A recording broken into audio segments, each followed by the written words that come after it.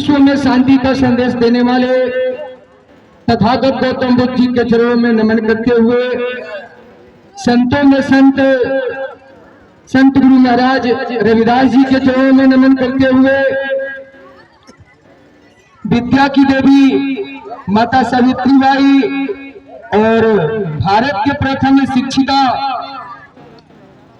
तथा भारत के प्रथम शिक्षक और स्त्री शिक्षा के जन्मदाता ज्योतिबा फुले जी के चरणों में नमन करते हुए एवं विश्व रत्न बोधिसत्व सिंबल ऑफ नॉलेज भारतीय संविधान के निर्माता परम पूज्य बाबा साहब के चरणों में नमन करते हुए यहाँ पर उपस्थित हमारे गार्जियन एवं नन्हे बच्चे सभी को मैं एक स्वर में क्रांतिकारी इस्तकबाल जय भीम मिला सलाम करता हूँ।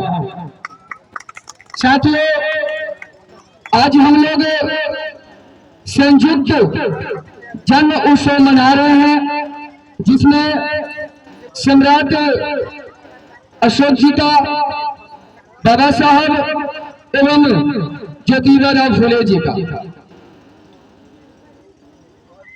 सम्राट अशोक जी के बारे में अभी हमारे गार्जियन बड़े भाई संजय पासवान जी प्रश्न किए हैं कि हम लोग किस सम्राट की जयंती मना रहे हैं।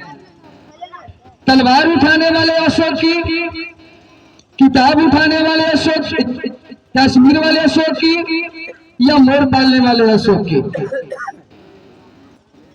तो हम उन बड़े भैया से आग्रह चाहेंगे कि आप हमसे बहुत जानकार हैं, हो सकता है कि जिस प्रकार आप प्रश्न किए हैं हम तो अपने तरफ से कुछ उत्तर देने का कोशिश कर रहे हैं, हो सके कि हमारे उत्तर से आप संतुष्ट ना हो। अगर मानव कल्याण के लिए अगर तलवार भी उठानी है तो हम लोग उस अशोक की जयंती मना रहे हैं। बस तो उसमें मानव कल्याण की बात होनी चाहिए, जो कि कहीं भी अगर अत्याचार होता है, अगर वहां हम आवाजों को नहीं उठाते हैं, जरूरत पड़ने पर तलवारों को नहीं उठाते हैं। बाबा साहब कहे थे कि जुल्म करने वाले से ज्यादा गुनाहगार जुल्म सहने वाला होता है। अगर हम अपनी आंखों से देखते हैं कि नहीं यह हकीकत में जुल्म हो रहा है, अगर वहां हम अपनी आवाजों को नहीं उठाते हैं तो हमसे ज्यादा बड़ा गुनाहगार कोई नहीं है। अगर सम्राट अशोक मानव कल्याण के लिए अगर तलवार उठाए थे तो हम वो सम्राट अशोक की जयंती मना रहे हैं।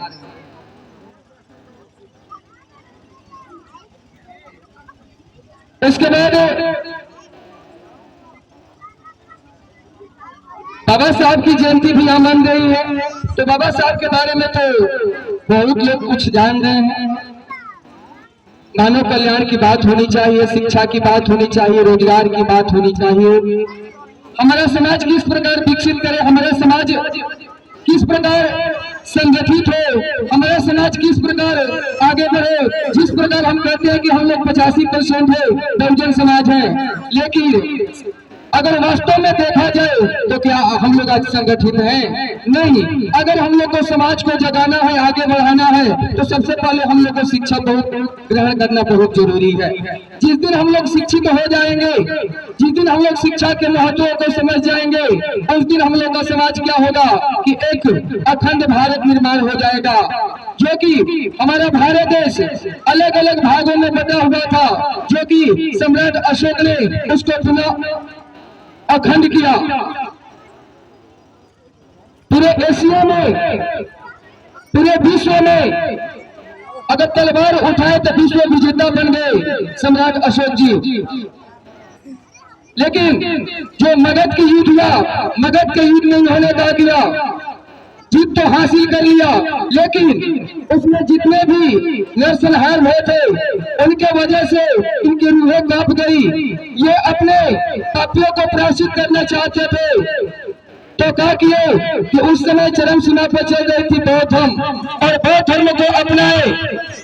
बौद्ध धर्म को अपनाए, जो कि विश्व में पूरी दुनिया में शांति और प्रेम का प्रचार प्रसार करने लगे। तो ये परिस्थितियां तय करती है, जिस प्रकार बाबा साहब की कलम उठी तो संविधान बन गई। उसी समाज के लोगों का अगर तलवार उठा परिस्थितियों के अनुसार तो भीना कोरेगांव का इतिहास बन गया। तो परिस्थितियां बदलते रहती है और परिस्थितियों के अनुसार हमें संघर्ष करना चाहिए। जिस परिस्थितियों में हमें जिस प्रकार ढलना चाहिए उसे ढलना चाहिए। मैं ज्यादा कुछ न कहकर इतना ही कहकर अपनी वाणी को विराम देता हूं। जय हिंद, जय भारत, जय संविधान।